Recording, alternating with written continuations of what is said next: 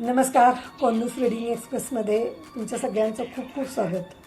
आपण कल्पनेतल्या गोष्टी या फक्त आपल्या आजीकडनं ऐकलेल्या असतात, पण अशा काही कादंबऱ्या पण आहेत की ज्या कल्पनेनं रंगवलेल्या आहेत, पण त्या खूप सुंदर आहेत.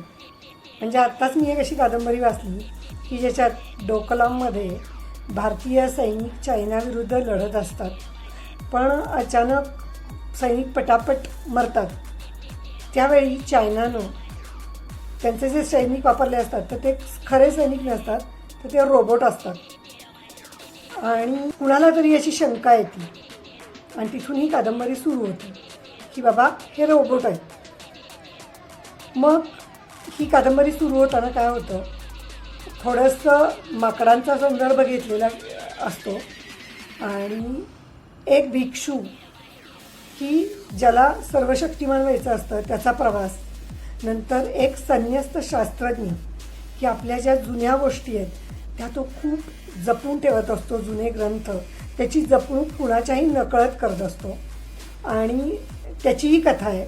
आणि तिसरी कथा असती ती पॅम नावाची एक सरकारी तपासकर्ती असती, सरकारी अधिकारी की जी या तपासत असती, तर तिचीही कथा आहे. आणि या तिन्ही कथांमध्ये नव्या जुन्याचं मिश्रण इतकं बेमालूम आणि चित्तथरारकपणे केलेलं आहे की आपण जेव्हा वाचायला सुरुवात करतो की नाही, तेव्हा या काल्पनिक विश्वात आपण पूर्ण रंगून जातो.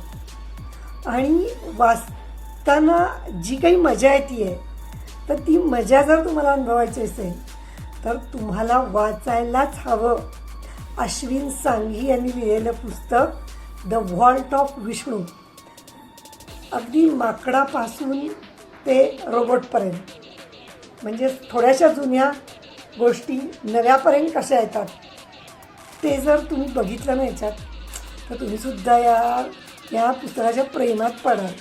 प्लीज वाचा आणि तुमची काळजी घ्या.